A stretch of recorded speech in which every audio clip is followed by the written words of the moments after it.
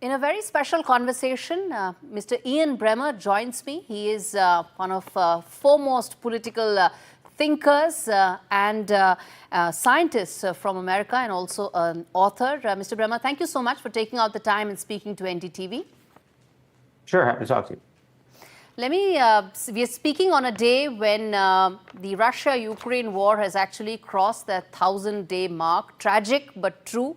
But let me start by asking you about the fact that we're talking on a day when the ICBMs have also been fired by Russia. There's been escalation from the Ukraine side as well.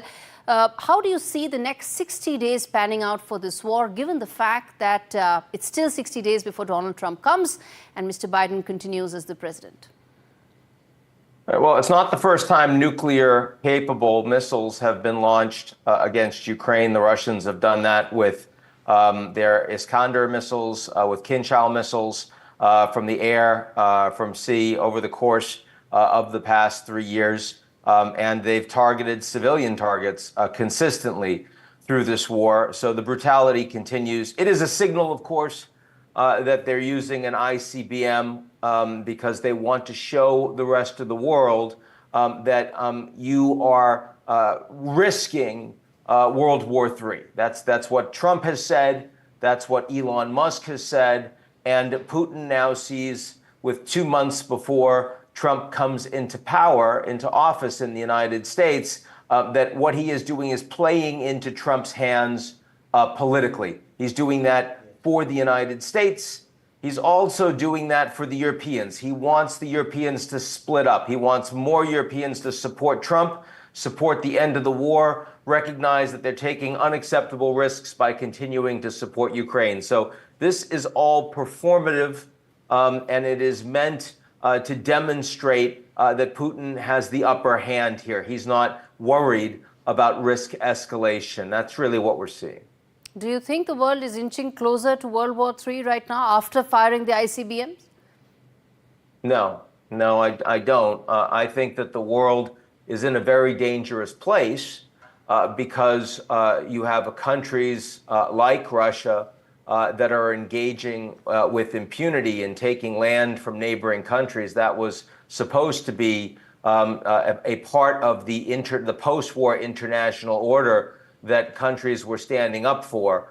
And most countries around the world condemned the Russians in the General Assembly, including India, including China.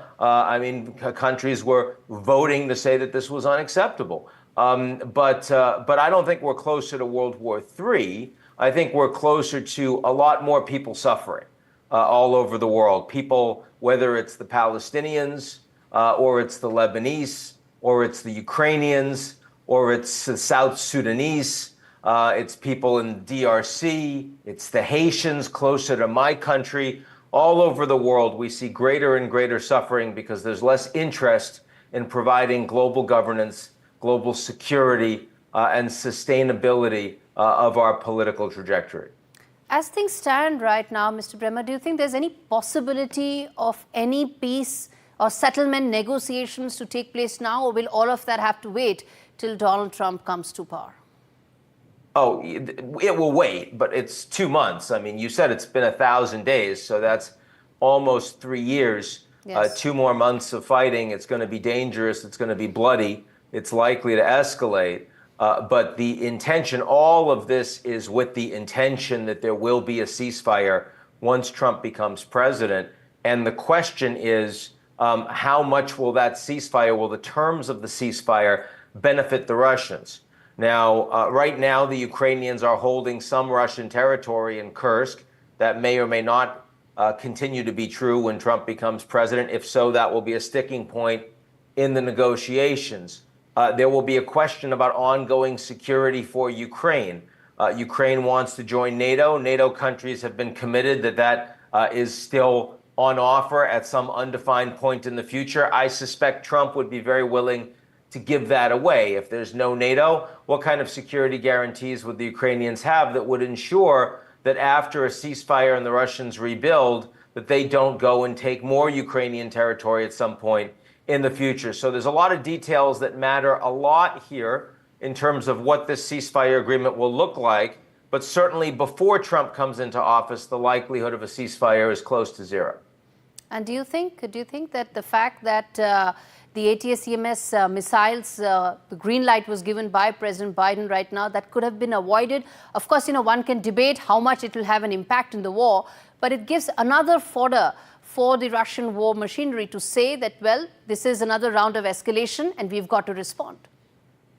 It's true. I mean, the Americans would say that the escalation they're responding to was the decision to internationalize the fighting of the war by bringing over 10,000 North Korean troops on the ground to fight against the Ukrainians.